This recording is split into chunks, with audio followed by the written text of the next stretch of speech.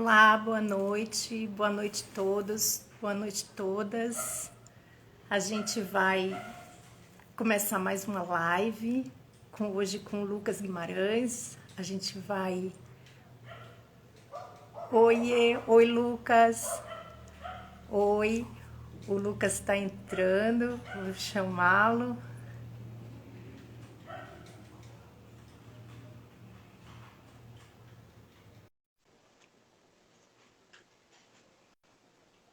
Oi, gente, boa noite, sejam muito bem-vindas, muito bem-vindos. O Lucas está entrando. Oi, Boa noite, pessoal. você tá, Tudo tá, tá bom? me vendo e me escutando? Me vendo? Eu tô tentando arrumar a câmera aqui pra não ficar só a minha cabeça gigante no vídeo das pessoas. Não é que na última live a gente não conseguiu de jeito nenhum a conexão, aí eu fiquei um pouco tensa. Gente, olha, sejam todos muito bem-vindas, muito bem-vindos. Eu vou começar falando assim, né, que para mim é uma honra enorme estar aqui com o Lucas, que é um profissional que eu super admiro, que eu acho muito valioso, assim, da gente poder conversar com ele. E falar um pouquinho da razão da gente estar aqui, né? Qual é a motivação que nos motiva a estar aqui? É que esse é o Setembro Amarelo, que é uma campanha muito importante, né, de prevenção ao suicídio. E a gente usa esse mês assim para falar sobre um assunto que é muito tabu, né? Que é muito difícil, é muito doloroso. É um assunto que traz muito sofrimento, que a gente falar, por exemplo, do suicídio, né? Falar do sofrimento já é difícil. Falar desse sofrimento, e ainda mais quem passa por essa experiência, é ainda mais complicado, né? Mais difícil. Então, a gente usa esse momento que é para a gente poder conversar, a gente poder mostrar um pouco dessa nossa, do que a gente vai chamar dessa humanidade compartilhada, falar de Uhum, como que todos nós vivenciamos esse sofrimento e que a gente pode falar sobre o sofrimento. Eu acho que o melhor é uhum. isso, né? Abrir um pouquinho isso. E então essas lives, hoje a gente vai conversar com o Lucas, o próximo encontro vai ser com a Érica, Leonardo também, que a gente também vai trazer um outro aspecto, que é o aspecto da autocompaixão. Então, quem está acompanhando. E aí eu queria, antes da gente começar a live propriamente, quando eu estava me preparando agora, quase agora, para a live, eu encontrei um trechinho de um professor que quem fez o CIB conhece, que é o Mathieu Ricard, que ele fez esse livro chamado exatamente Felicidade, que foi editado pela Palas Atenas. E assim, muito coincidência, eu abri numa página e ele traz uma definição sobre o que é o sofrimento.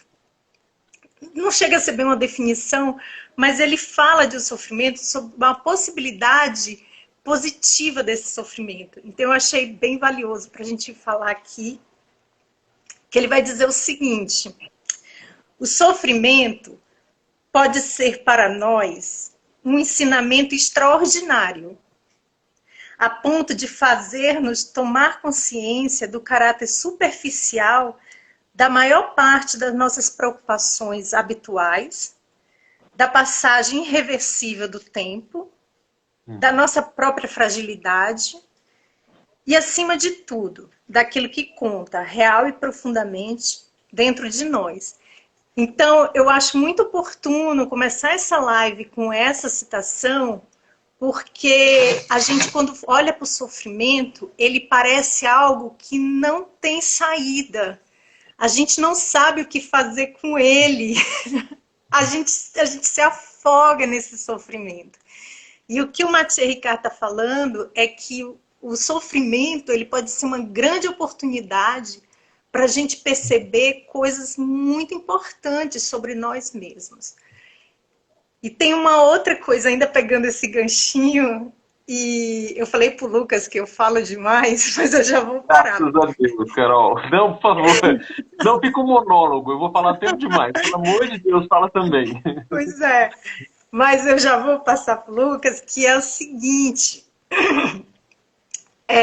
às vezes a gente tem desculpa, a gente tem uma impressão de quem, uma imagem de quem tira a própria vida como uma pessoa fraca, né? Uma pessoa que desistiu, né? E aí tem uma visão que muitos professores vão dar, muitos mestres, que eles vão falar o seguinte: não, quem tira a própria vida não é uma pessoa fraca, é uma pessoa é muito corajosa. Porque essa pessoa tentou tudo que ela pôde, né? Dentro daquilo que ela imaginou, ela tentou antes de cometer o suicídio. Então, assim, é de uma coragem, é de uma disposição, mas às vezes a pessoa não encontra outra saída. E é por isso que, assim, a gente fala e quer falar sobre esse sofrimento, porque todos nós estamos suscetíveis a esse tipo de sofrimento. E aí eu vou, então, passar a palavra para o Lucas. Lucas, mais uma vez é um prazer. E queria passar a bola, assim, já te botando na fogueira, né? Como é, Cara, assim, como que você percebe esse sofrimento? O que para você é esse sofrimento? E como é que você experiencia? Como é que a gente pode olhar para esse sofrimento, né? Carol, acho que antes de mais nada, obrigado pelo convite. Eu brinco que se as pessoas soubessem o quanto eu gosto desse tipo de conversa, as pessoas não iam me dar paz, elas iam me chamar para isso o tempo todo. Então, primeiro, obrigado pelo convite. E eu acho que depois de uma introdução dessa, a vontade que der assim, putz, vamos sentar e contemplar essas coisas, vamos ficar olhando o sofrimento, sabe? Tipo, putz, como é que a gente olha, como é que a gente lida com o sofrimento no nosso dia a dia, como é que a gente olha para o sofrimento como um todo, sabe? Ao longo do tempo eu tive a oportunidade de trabalhar com pacientes em fase final de vida, por isso a conversa de cuidado paliativo. E uma coisa que eu sempre discuto com os alunos é que quando a gente senta para falar para o paciente uma má notícia, seja ela qual for, né? Da morte de um pai, da morte de um filho, da própria finitude da pessoa, a gente não tem como conceber o impacto que isso vai ter na vida daquela pessoa. E quando treinando alunos, ensinando pessoas a fazer comunicação de más notícias, acho que esse é um dos pontos que é mais crítico na conversa. A vida daquela pessoa com quem a gente teve contato nunca vai ser a mesma. Né? Nunca mais vai ser a mesma. A partir daquele momento, nada vai ficar no lugar. Todo mundo que tem certezas, a maioria delas desaba, né? Então, tudo que a gente constrói é de proposta de vida, de caminho. Tipo, não, porque minha meta é ser o maior professor de todos os tempos, sabe? Metas absurdas, assim.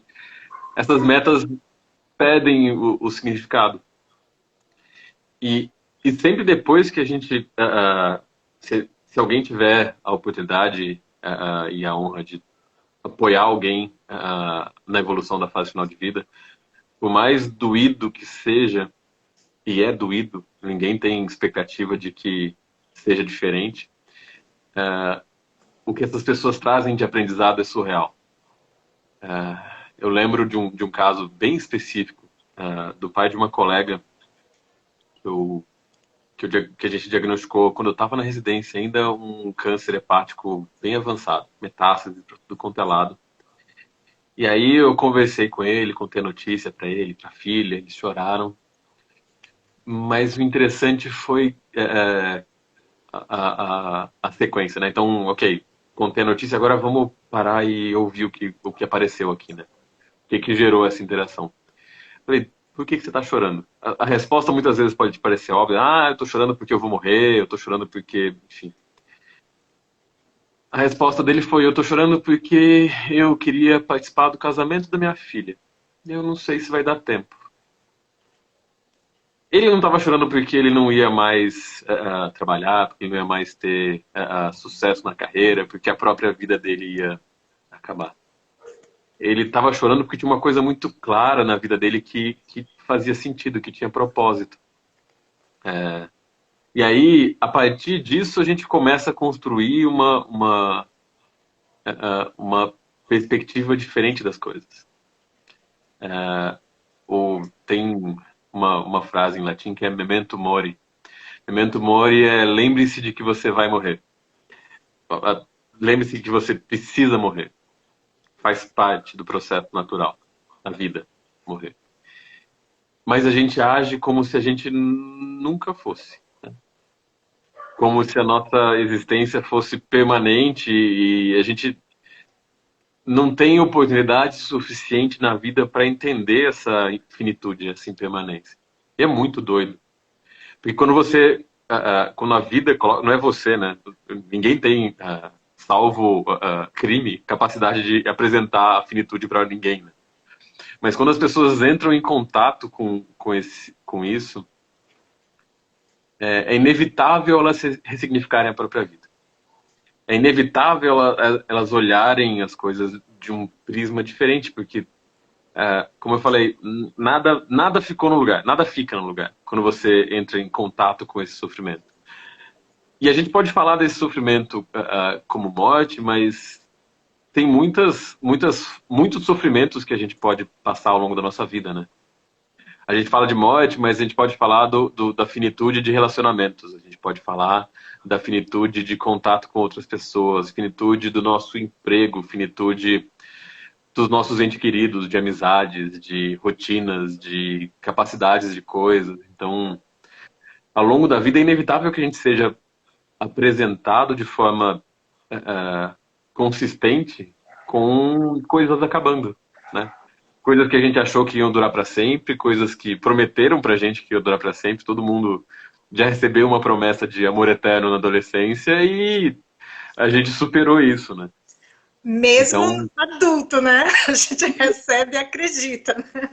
e assim, eu já casei uma vez, e já me divorciei uma vez, e a gente troca de relacionamento, a gente conhece pessoas novas, a gente se separa de pessoas diferentes, a gente cresce em caminhos diferentes, né? Então, crescer em caminhos diferentes é uma coisa super doída para as pessoas. E aí, de novo, experiência própria, né? Putz, estávamos indo numa mesma direção e aí, de repente, você olha em volta e fala, mas cadê as pessoas que estavam comigo quando eu comecei isso aqui? Por que que não tem mais ninguém do meu lado? Eu mudei, elas mudaram, mudou todo mundo, mudou o foco, mudou o propósito, mudou... Por que que eu estou fazendo isso mesmo? E esse contato com a limitação que as relações têm, que a nossa própria vida tem, pode ser um gatilho para isso. E aí, voltando à comunicação de más notícias, né? A má notícia nunca acaba nela. As pessoas sistematicamente fazem isso. Sistematicamente elas olham para aquele sofrimento que foi apresentado e ressignificam a coisa toda, sabe? Não tem como explicar e não tem como entender isso se não passando pela experiência da própria finitude.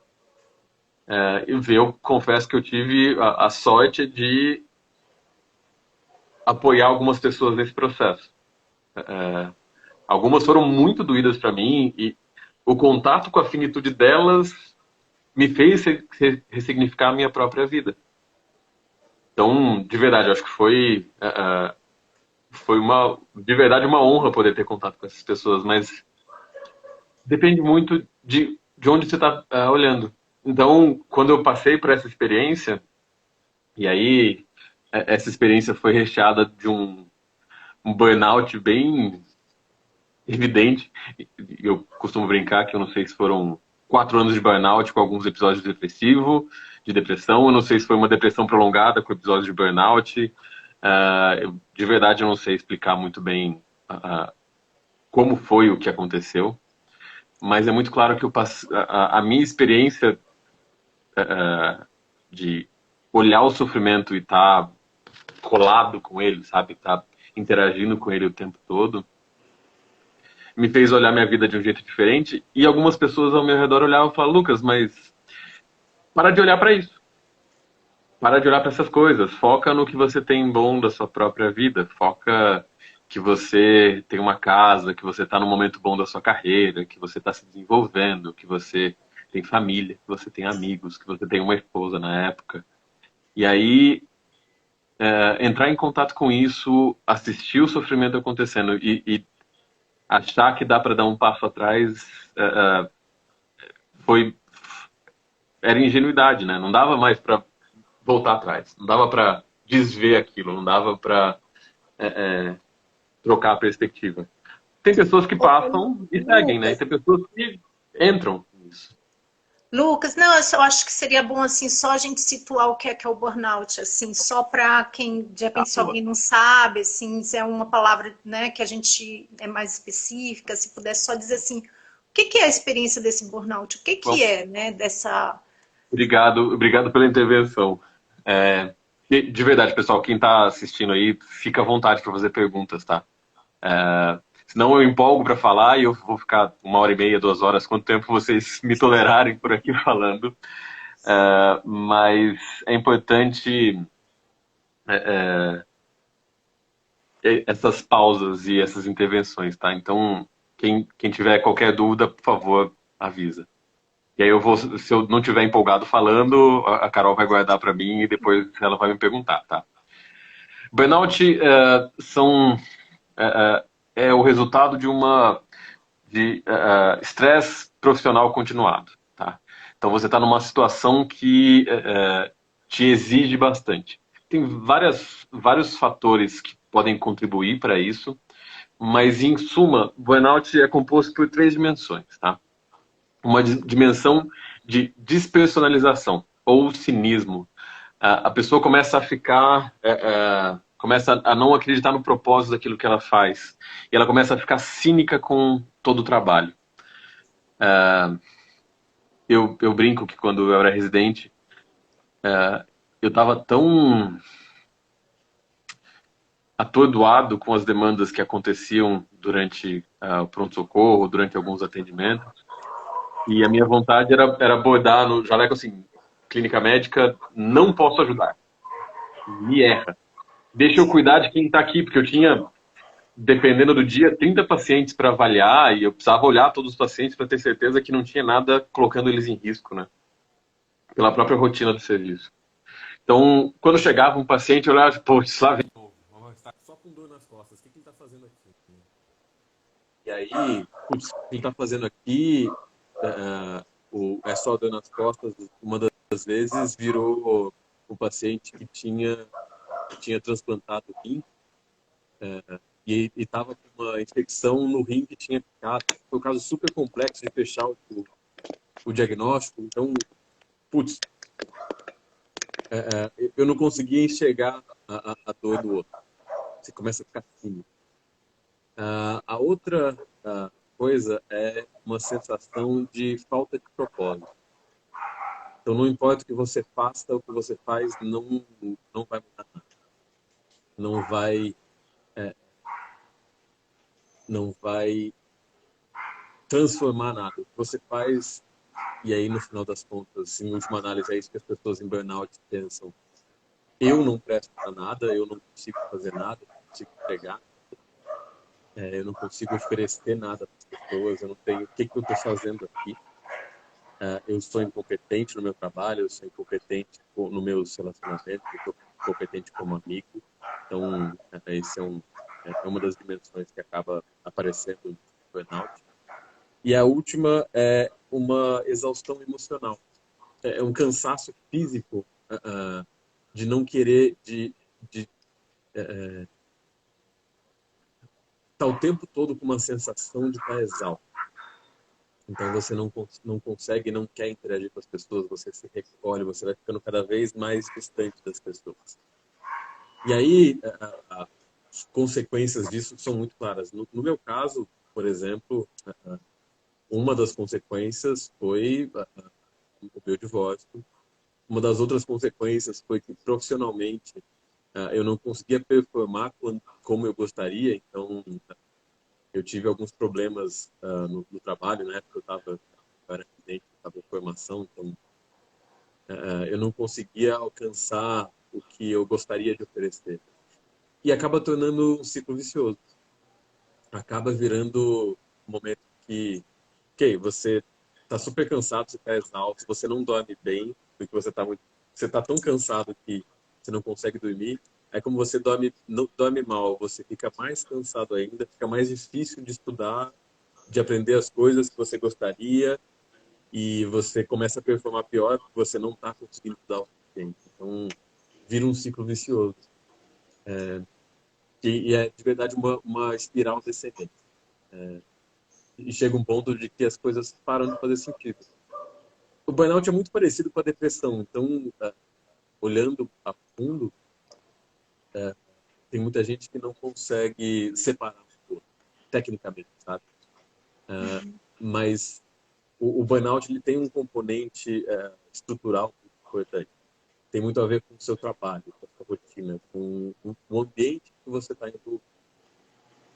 Ambientes mais saudáveis, e aí tem formas de tornar ambientes mais saudáveis, conseguem prevenir burnout. Uma das coisas que é bem interessante é que quando você tem um senso de comunidade, quando você está com uma equipe que te apoia, quando você está com pessoas que te apoiam, você consegue encontrar saída. Você vê um trabalho em equipe das pessoas pensando, putz, eu não estou sozinho, tem pessoas do meu lado que vão me ajudar se precisar. É super crítico para essa mudança, sabe? Para você conseguir enxergar as coisas de outra perspectiva. Lucas, eu vou te interromper de novo. Por favor.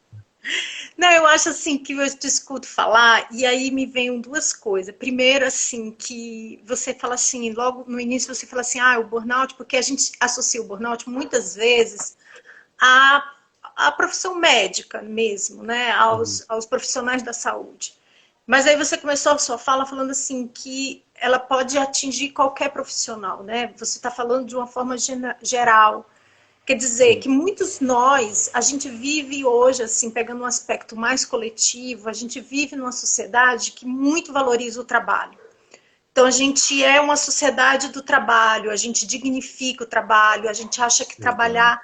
A gente é educado desde a adolescência, fazer vestibular já é a Uhum. escolha mais difícil, quer dizer, já é um primeiro burnout, né? Assim, Uhum. tô brincando, mas assim, já é um Mas é. primeiro desafio muito grande, né? Você já, desde aí. Então, a gente, toda a nossa educação, tudo passa por esse crivo, né, do trabalho. E você fala, né, de um aspecto que eu acho muito relevante a gente frisar, que é essa coisa de, quer dizer, o ambiente de trabalho, ele pode ser ou um ambiente tóxico, né? Ele pode ser um ambiente Uhum. difícil e ele pode gerar essa falta de motivação, esse cansaço, esse esgotamento, mesmo que se você for, ou até mesmo se você for um funcionário público, ou se você trabalhar numa repartição, e de repente você está vivendo uma falta ali de motivação, de empatia com as pessoas que você atende, com quem você está, né, em contato, com a equipe que você trabalha, com aquela. Uhum. E de repente você está vivendo aquilo e você não sabe que está vivendo aquilo. Porque a Uhum. gente não fala sobre isso. Então, que muitos de Exato. nós, no ambiente de trabalho, a gente está vivendo situações de esgotamento emocional, né? E a gente não sabe nomear isso. A gente não sabe chegar para. E a gente não tem essa abertura, né? Para falar assim: olha, chefe, é o seguinte, eu estou Chefe, eu não muito tô bem, mal, né? né? Tipo, É. chefe, eu não estou bem, né? E É. aí a gente acha que não pode, porque isso é antiprofissional, porque isso não é um ambiente de trabalho, porque tem várias, né? Então, assim, como é que foi para você sair assim? Porque a gente está falando como entrar, né? Mas Aham. como é também sair assim? Como é você porque também tem isso, a gente começou falando do suicida, né? E como a gente não vê saída e a gente chega a essa decisão de tirar a própria vida, que deve ser a decisão mais difícil né, a ser tomada. Mas, quer dizer, é uma pessoa que entrou num sofrimento e não viu mais saída. Em muitos casos, né, como você está falando de uma experiência que você consegue É. sair, né? Você conseguiu. Eu imagino que não deva ter sido simples nem fácil, mas Não, imagino foi, que foi um conta. processo complexo. Acho que comentei de algumas consequências do burnout, e muitas vezes a consequência do burnout é o suicídio. A pessoa chega ao ponto de não ver nenhuma saída possível. E eu confesso que eu passei por experiência de ter ideação suicida, que é muito doido, e precisa ser falado. As pessoas não discutem isso, tá? Ninguém fala, olha, eu cheguei no ponto em que eu olhei para uma cartela de remédio e eu falei, putz, esta é uma saída possível. Felizmente eu não achei que era aquela a saída. Acho que a primeira coisa do burnout, assim, ele é prevenível. E quando a gente diz prevenível, tem uma rotina das pessoas falarem, tem a ver com resiliência. Então, resiliência é o seguinte, vai fazer meditação, vai fazer yoga, vai fazer atividade física, porque você, ser humano, que não está aguentando parar de pé e conversar com os coleguinhas, nem cuidar de pessoas ou qualquer outra área que seja, você que não é resiliente o suficiente, você que não dá. Mas como eu falei, o burnout é uma coisa estrutural. E aí a prevenção e a cura do burnout tem a ver com mudança de cara. Isso tem que ficar muito claro. Não dá para a gente fazer... Não sei se vocês viram, a Amazon, uns tempos atrás, fez umas cabines de meditação para as pessoas para apresentar. Foi muito rápido aquelas cabines ganharem o apelido de caixão de meditação. É isso, né? Então não importa que a sua companhia está te colocando em uma situação abusiva, te fazendo trabalhar horas infinitas, você não tem nem benefício, você não tem nenhuma segurança. O que importa é que a gente está te dando um lugar para você meditar. E você tem a responsabilidade do seu próprio burnout. Burnout é uma responsabilidade da sociedade como contexto. Tá? E aí não é o Lucas falando isso, não é nenhum psicólogo good vibes, aquela positividade tóxica. Isso é a Harvard Business Review, que soltou em setembro do ano passado uma edição só sobre burnout. Então não é Lucas e vozes da cabeça do Lucas. Isso é muito claro que tem evidência. Tá? E a evidência da Harvard Business Review não é uma evidência da área médica. É uma evidência corporativa. O mundo corporativo é muito tóxico. E é isso que você falou. A sociedade de trabalho valoriza as pessoas trabalharem até as 22 e entregarem 3 vezes muito mais do que elas foram solicitadas e a gente vive nesse desespero de entrega. Então, de cara, vale a pena citar que a solução não pode ser uma solução individual. Senão a gente vai continuar sempre culpando o indivíduo. Tem coisas que a gente pode fazer com indivíduos, sim. E muitas vezes o que a gente pode fazer com o indivíduo é sair. De verdade. O meu burnout só melhorou a hora que eu terminei a residência. E em outros contextos, o burnout pode terminar só quando a pessoa sai de onde ela está trabalhando. Ela vai trabalhar em outro lugar, ela troca de equipe, ela troca de chefe, ela troca de pessoas que estão em volta dela. Então, o Isso é burnout muito pode ser a crítico, gente. causa de muitas demissões. Pessoas pedirem Sem demissões dúvida, sem sem elas dúvida, sem dúvida. saberem, elas podem estar pedindo por conta de um Exato. estado E aí, emocional que ao elas invés da gente sentar com essa pessoa e entender dela como é que a gente pode ajudar, a gente começa a culpabilizar ela por ela não estar entregando. Então, a primeira coisa é essa sensação de pertencer e ter espaço. Eu tenho muita sorte hoje em dia, eu trabalho com um chefe que é uma pessoa fantástica. E ele me conhece como indivíduo. E é legal que depois que eu comecei a trabalhar com ele, eu comecei a fazer a mesma coisa com as pessoas com quem eu trabalho. Putz, legal, você tem quantos filhos? O que você faz? O que você gosta de fazer? Qual é o seu hobby? Isso pode ser uma das coisas que ajuda as pessoas a encontrar um hobby. Então, essa sensação de ter com quem contar no próprio trabalho e que se você não puder contar com o seu chefe, você possa contar com seus pares. Se você não puder contar com seus pares no trabalho, você possa contar com seus amigos. Então, essa sensação de pertencimento e ter uma comunidade é super importante. Né? E aí, pensando estrutura, pessoas, pensando Lucas, indivíduo, tá? O meu burnout foi acompanhado muito claramente de uma perda de empatia brutal. Acho que o exemplo que eu dei aqui foi bem claro. Mas eu comecei a perceber que eu não queria mais cuidar de pessoas. e que talvez eu devesse largar toda a medicina, que eu devesse fazer outra coisa, que eu não era bom o suficiente para aquilo. E aí, nos profissionais de saúde, um dos motivos da gente ver muito burnout profissional de saúde é a tal da fadiga empática. É a gente estar o tempo todo em contato com o sofrimento e não ter ferramenta para cuidar. Mas em outras profissões, ainda que a gente não tenha essa fadiga empática, a gente acaba tendo uma perda da empatia como consequência, aquele cinismo que eu comentei. Tá? E aí, na minha história, eu, eu dei bastante sorte. Nossa, eu dei muita sorte, muita coisa, cara. E é legal para pensar, né? Com as pessoas que eu trombei no caminho, as pessoas que me estenderam alguma sugestão, que tiveram conversa. Eu tive pessoas maravilhosas que tenha sido uma palestra que eu assisti, sabe? Que me ajudaram a entender algumas coisas.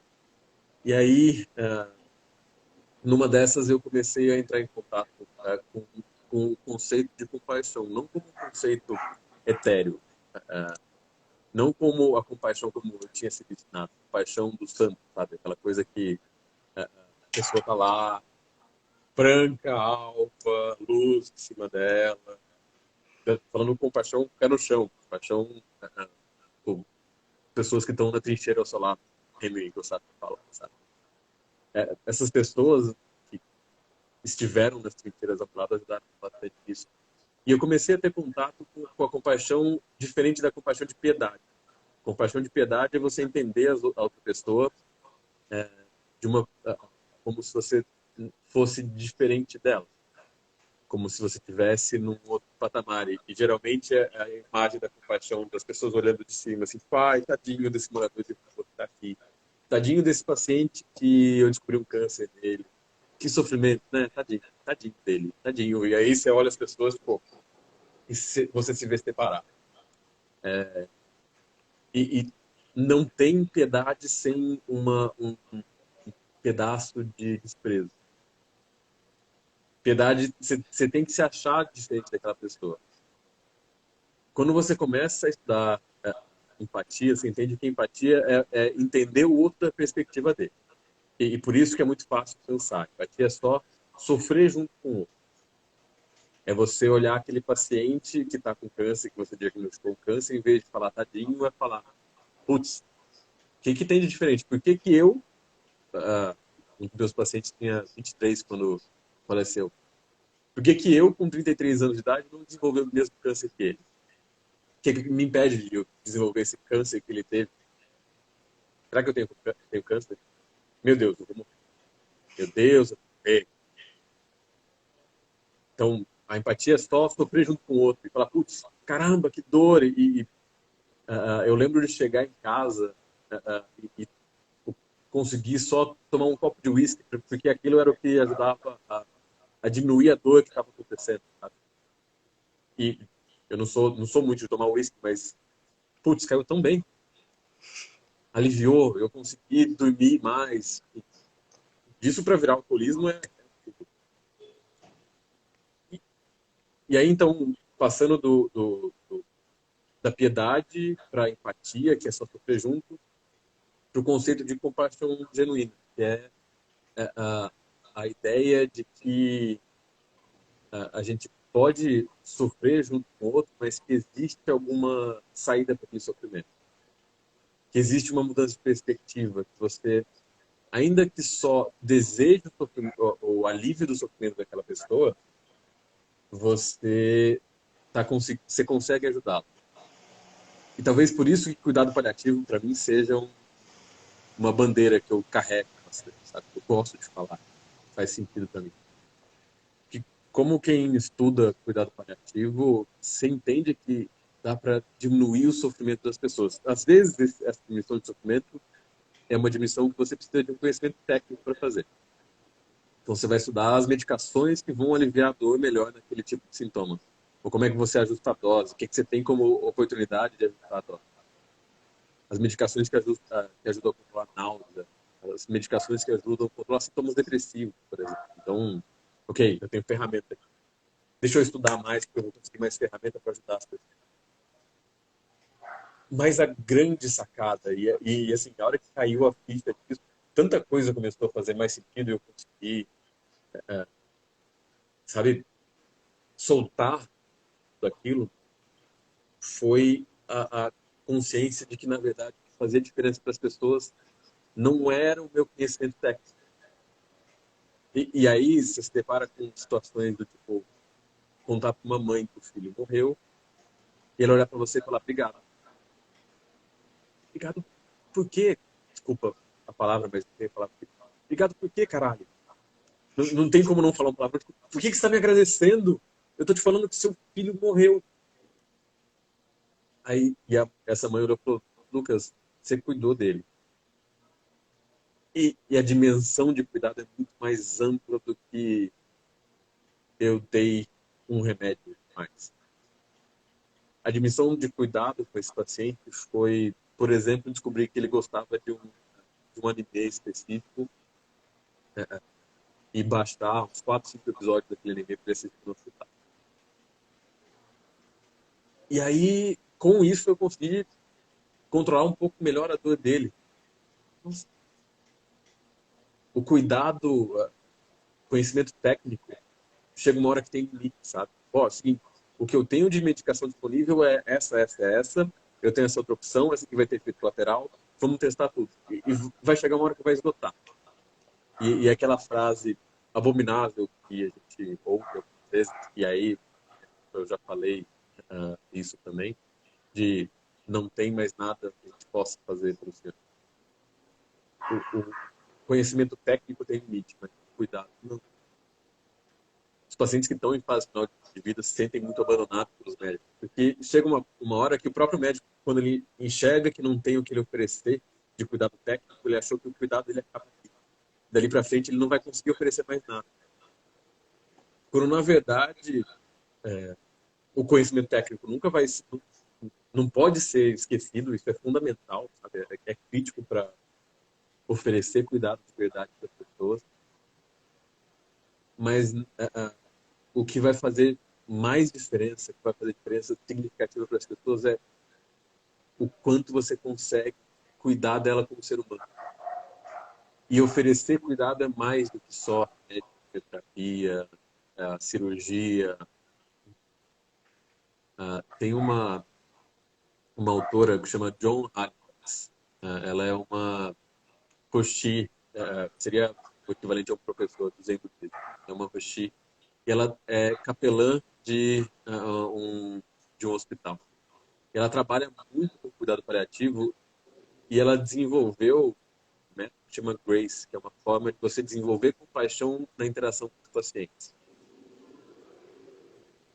E é maravilhoso olhar aquilo, porque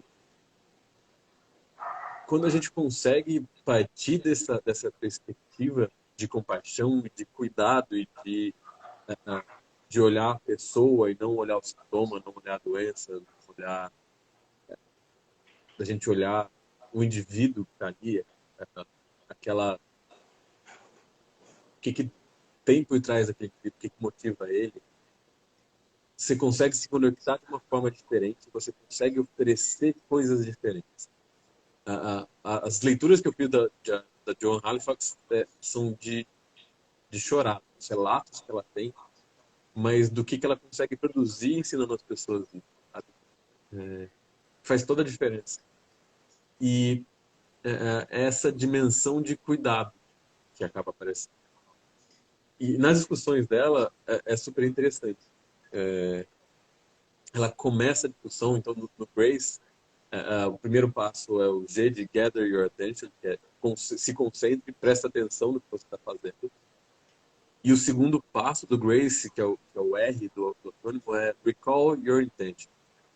Lembre-se da sua intenção. E aí a gente volta lá no começo. O que eu estou mirando? Qual que é o meu foco? Qual que é o meu propósito? Qual que é a minha intenção estando ali? As pessoas que passam por um processo, tem alguém próximo que passa por um processo de solitude ou a compreensão da própria solitude, a motivação delas muda. E aí, a minha saída do burnout foi mudar a minha motivação. Isso ficou muito claro, né? Muito, assim, ficou cristalino. Porque até aquele ponto, minha motivação, assim, putz,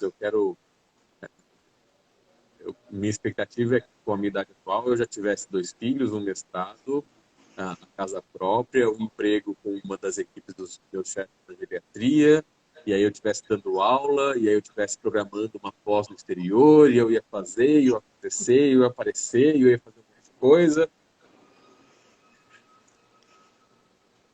E aí quando essas coisas começaram a dar errado, que elas deram, tem um texto do lugar que é bem interessante, não sei se alguém conhece o lugar, não vai dar certo.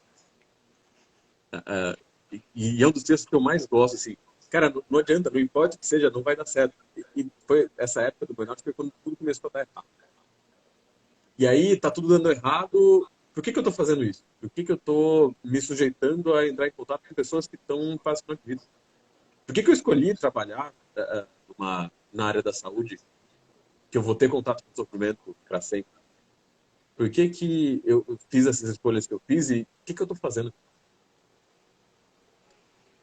Então, se a gente não tem clara a nossa intenção, se a gente não tem clara a nossa motivação, quando a gente chega a ter contato com esse sofrimento que é incontrolável, com esse sofrimento que é inconsolável, que não tem cura, não- e aí? Seu propósito é cuidar, é salvar vidas. E quando as pessoas começarem a morrer? É um propósito super nobre e tem que fazer parte da rotina, mas e aí? O que que você começa a fazer quando as pessoas morrem? Quando você fala para as pessoas, você chega à conclusão de que as pessoas vão morrer. O que que você faz com isso? O que que você faz quando os seus sonhos, as suas expectativas, a sua intenção de ser ter o cargo tal, ter o nome tal, ter a casa, os filhos, o casamento perfeito, quando esses sonhos todos começam a desaparecer, o que que você faz? Sua motivação são só esses sonhos? O que que você faz? Aí é outra pergunta, né? O que que você faz quando você alcança esses sonhos? Quando você compra a casa perfeita, o carro perfeito, tem a, a, a carreira perfeita, depois que você alcança tudo isso, o que que você faz também? Que é a outra causa de burnout. As pessoas ficam tão focadas nisso, elas se esforçam tanto que elas esquecem das coisas que são importantes. O que que você faz quando você se depara com o seu sucesso? O que que você faz quando você se depara com o seu fracasso, com as suas falhas? Se você não tem uma motivação clara para fazer o que você faz, e essa motivação não é uma motivação que vai trazer benefício para você e para os outros, é inevitável isso cair por terra, sabe? É um conceito que os gregos tinham de hedonismo. Acho que todo mundo conhece a palavra, né? Você definir sua felicidade a partir de estímulos externos, em resumo. Então, não quer dizer que a gente ter casa própria, ter cuidado de saúde, ter estudo, ter uma carreira, não é o dinheiro não traz felicidade. Tem gente para falar isso hoje em dia. A gente vê o impacto que as diferenças sociais têm nas pessoas que estão em situação de rua, que não têm acesso à educação, não têm acesso à saúde. Dinheiro não traz felicidade, mas tem um mínimo, sabe, que a gente deveria garantir para as pessoas. Mas quando você acha que seu sucesso, sua felicidade, seu prazer vai derivar exclusivamente dessas coisas que você obtém do mundo, do seu status, do seu nome, cargo, título, referência, enfim. Quando essas coisas começam a desaparecer, acontece o quê? Acontece o quê quando você tiver com... E aí, falando da geriatria, né? O que acontece quando você tiver seus 80 anos de idade e, de repente, você fez toda a sua carreira e você se aposenta? Vamos falar de 80 anos de idade, porque tem as pessoas que vão trabalhar até os 80 anos de idade, porque elas são a referência daquela área que elas trabalham, elas têm que trabalhar mais, e aí, de repente, alguém mais novo, mais esperto, com mais disposição, mais inteligente às vezes, enfim, aparece e toma o seu lugar. O que você faz quando o seu cargo desaparece? A gente volta lá na motivação. Se a sua motivação for só obter coisas e não oferecer coisas para o mundo, é inevitável que você é inevitável que você entre em burnout, que você entre em depressão, que você entre em transtorno de ajustamento, que é como a gente chama as pessoas que estão passando por uma mudança importante de vida. Não é depressão ainda. Esses nomes são todos muito confusos, mas é aquela tristeza que não passa, perda de prazer nas coisas, perda de sensação de propósito, um burnout, no final das contas. É tudo muito parecido. A gente chama de coisas diferentes para tentar classificar a causa, mas é tudo meio que um contínuo. O que você faz se você não tem clara a sua motivação? Se você não tem claro o seu propósito?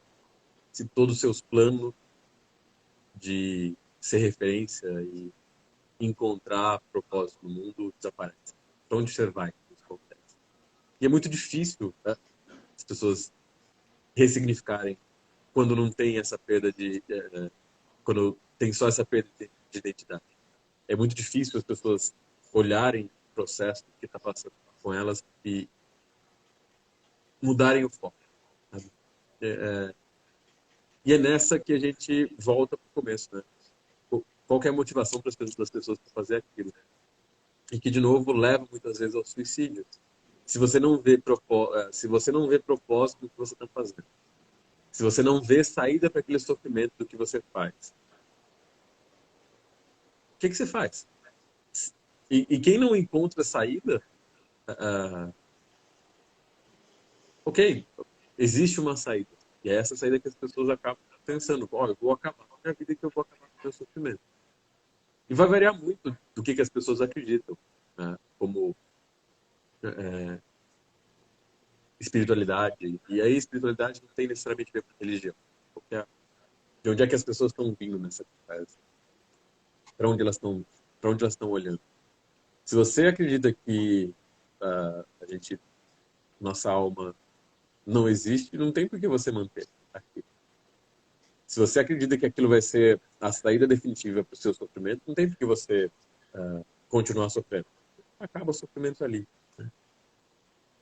Mas quando você consegue encontrar uma saída, e aí é muito difícil muitas vezes a saída, depende muito de onde você está e quem está ao seu redor, do seu senso de estabilidade, do seu senso de propósito, você consegue construir alguma coisa diferente. Agora, Você consegue Lucas, construir uma coisa baseada em autocompaixão também. eu queria te interromper de novo, assim, porque eu acho que também a gente está avançando aqui no tempo, eu estava aqui de olho, mas assim, Eu empolguei, desculpa. não, maravilhoso, eu acho que super, assim, eu acho que palavras cheias de sabedoria, eu acho que muitas informações Imagina. importantíssimas, acho que é muito relevante, a gente tem que ter alguém para falar essas coisas para gente escutar e escutar e mas eu acho também é isso, né? Que quando a gente fala desse propósito, eu voltar lá para o comecinho da sua fala, né? Quando você disse isso, olha, a gente tem um aspecto que a saída não é só individual, né? Porque a gente fica muito essa carga em cima, né? Então a gente está falando de motivação, mas esse aspecto motivacional também ele não é só desse indivíduo, desse sujeito, porque senão isso cai assim um peso, uma culpa, né, é muita carga emocional, como se a gente tivesse que lidar com tudo só, né? E aí esse aspecto que você trouxe da compaixão, de como que é necessário, não por um aspecto humano, né, que não é só de uma espiritualidade ou de uma religião, mas de um aspecto humano, né, de como que é por essa conexão com o sofrimento, com a dor do outro, que a gente pode se ajudar. Quer dizer, eu acho que né, nesse aspecto de a gente não estar só, a gente pode se ajudar. E isso cabe a todos, né? Não é uma coisa só individual, nem que eu acho que é um pouco isso. A gente chega, talvez também ao suicídio, quando parece que eu não encontrei a saída, né? Eu não soube lidar com o meu sofrimento, eu não sei lidar com a minha dor e né? Então, acho que esse aspecto coletivo, dessa conexão humana, né, talvez seja também fundamental, né? E numa sociedade, mais uma vez, eu sempre fico tentando olhar para esse aspecto cultural também mais amplo, porque senão a gente acha que é a gente, né? Que o sofrimento é É, nosso, que eu sou o culpado do meu sofrimento, eu que não soube, né? Eu que não é fiz isso. direito, eu que não sei o quê, Eu que não e sou bom o aí suficiente. eu não sou autossuficiente, eu que, né? E às vezes não é, né? E eu acho que essa possibilidade de pedir ajuda, de saber pedir ajuda, de poder ter essa abertura, poder se conectar, né, com pessoas, seja no trabalho, na família, né, entre amigos, né, que a gente possa ter essa abertura, né, seja um aspecto fundamental, né? É. E você falou um negócio que é super legal. Talvez eu dê um spoiler da próxima live que vocês vão fazer, mas tem uma diferença muito grande entre autocompaixão, e autoestima. Na autoestima a gente é tão bom ou tão ruim quanto o nosso último acerto ou o nosso último erro. Então, se eu acerto muito, minha autoestima é baixa. Se eu erro muito, é alta. Se eu erro muito, minha autoestima é baixa. E a gente é tão bom quanto o nosso último acerto ou o nosso último erro. E é uma experiência totalmente desumana e desumanizadora fazer isso. Depender dessa autoestima. Na autocompaixão, a discussão é muito mais profunda. Ela vai entender a gente como parte de um todo. A nossa experiência humana de aprendizado e crescimento e desenvolvimento faz parte disso, faz parte da discussão de autocompaixão.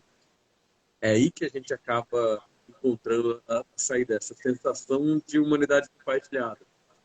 E você só consegue ter a sensação de humanidade compartilhada quando você está com outras pessoas. É na conexão que você encontra isso. E quando você olha para o outro e vê o sofrimento dele e deseja que o sofrimento dele desapareça, que é o que a gente define de compaixão, você acaba desenvolvendo uma mente que é capaz de olhar para si mesmo com a mesma compaixão. Então, que a compaixão não seja... se você for extremamente egoísta, a melhor solução para você é ter compaixão pelos outros, porque você vai desenvolver uma mente que consegue se olhar com compaixão e se cuidar quando você precisa. E pedir ajuda, e pedir apoio, e olhar para as pessoas que estão ao seu redor e falar, putz, obrigado por estar aqui, é isso. É nessa conexão que a gente consegue crescer.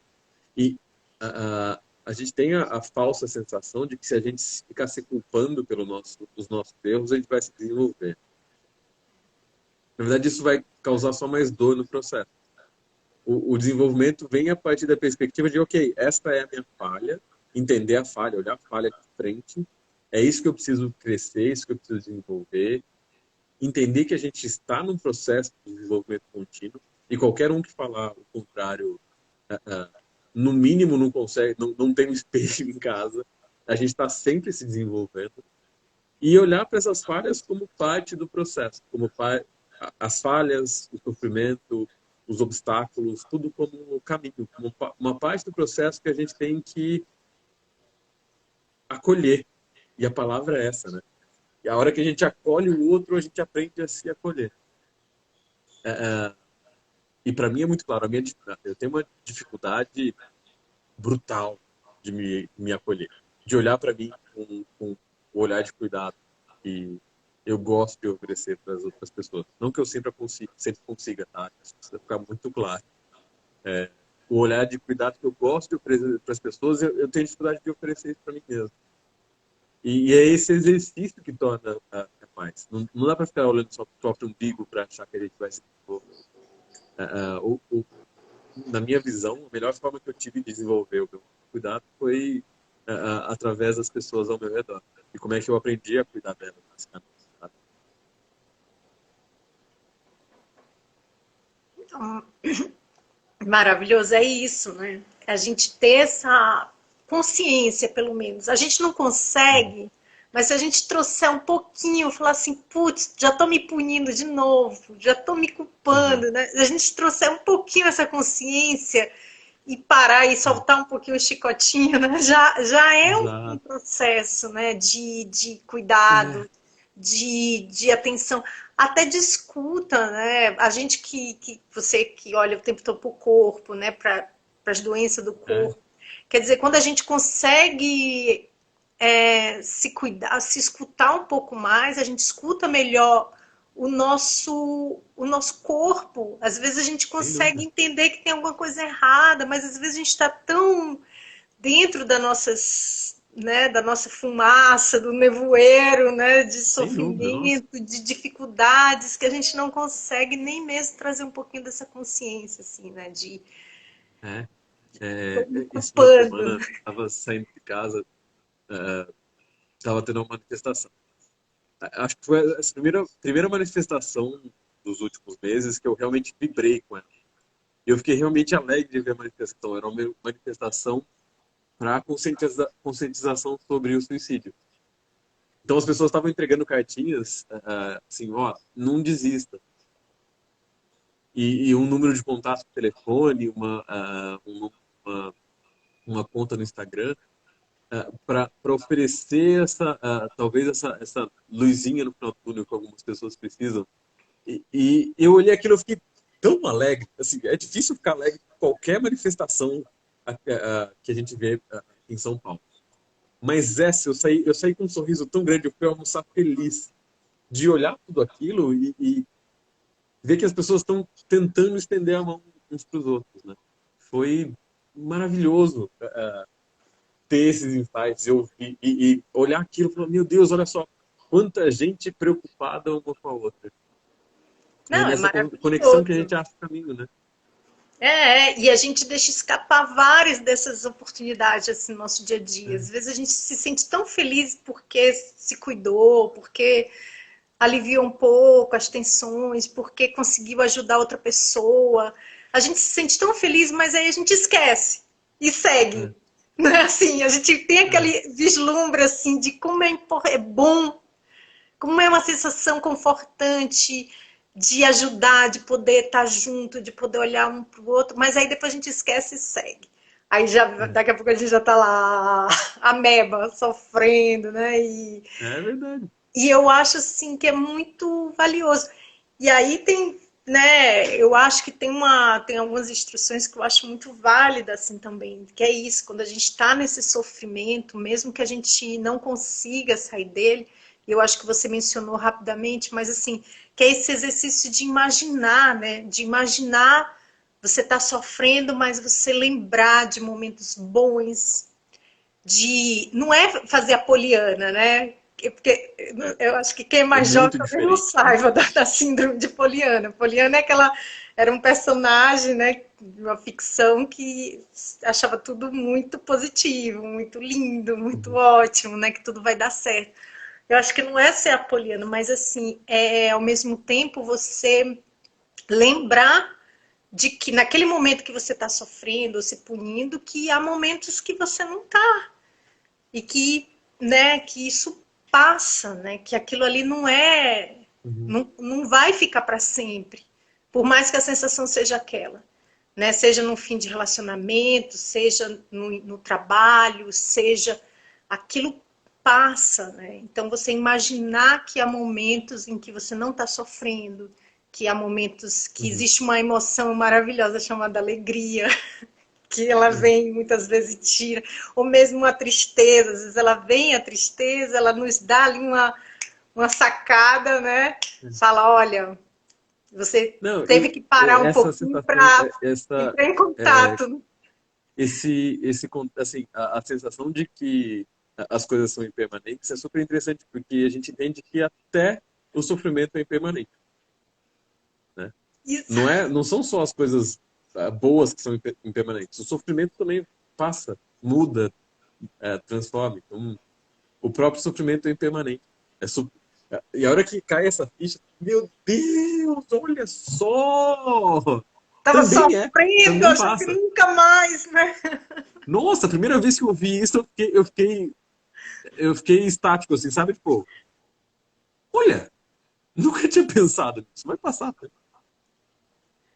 Mas aí eu tenho um aspecto que eu acho importante frisar aqui pelo Projeto ONU, como a gente, né, eu ofereço muito, né, eu trabalho muito com adolescentes, que também requer uma experiência, né, requer a gente passar, quebrar a cabeça algumas vezes, Sem precisa a dúvida. gente estar de cabelo branco, para a gente às vezes entender isso também, porque quando a gente é muito jovem, a gente não tem ainda essa experiência que entendendo Uhum. que a sensação é de que de fato não vai passar, né? Pode ser essa. É.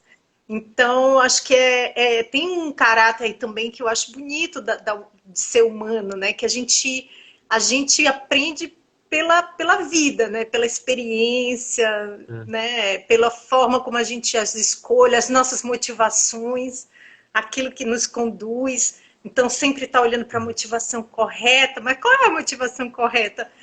Aí, né?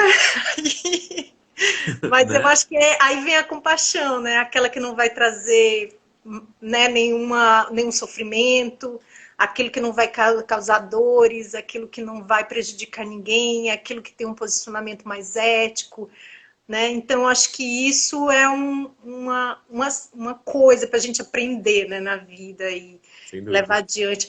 E eu acho, Lucas, que nosso tempo vai acabar. Eu tô aqui olhando, eu fico com medo sempre de sumir. Eu queria, assim, agradecer profundamente, enormemente. Eu acho que vai ficar salvo, vai ficar gravado, vai ficar lá. Ah, Então, fica lá guardadinho e as pessoas podem revisitar e olhar com calma. E assim, eu acho que é o que eu falei lá no início, eu acho não, eu vou dizer assim, eu tenho certeza que é muito importante a gente falar sobre essas coisas, ainda mais assim, em espaços que a gente tem esse maior acesso, que as pessoas entram e saem, mas elas vão ver, elas escutam, elas estão ali em contato, porque é um assunto fundamental, assim, a gente falar sobre não só sobre o sofrimento, mas as causas do sofrimento e como sair desse sofrimento, sim, né? sem dúvida. Sim. Então eu te agradeço assim pelo seu tempo, a sua disponibilidade, sua generosidade. Ai, sou só amor. Imagina, Carol, eu acho que quem tem que agradecer aqui sou eu. Não é sempre que a gente tem chance de ter essas conversas significativas com as pessoas, sabe? E eu fico super feliz de poder contribuir um pouquinho, de ter gente que assistiu. Eu vi que a Rita ficou do começo ao fim aqui. Obrigado, Rita, pela companhia ao longo da live toda. Obrigado a todo mundo que assistiu. É sempre uma honra. E assim, se precisarem, se alguém tiver dúvida, alguém quiser ouvir, alguém quiser falar,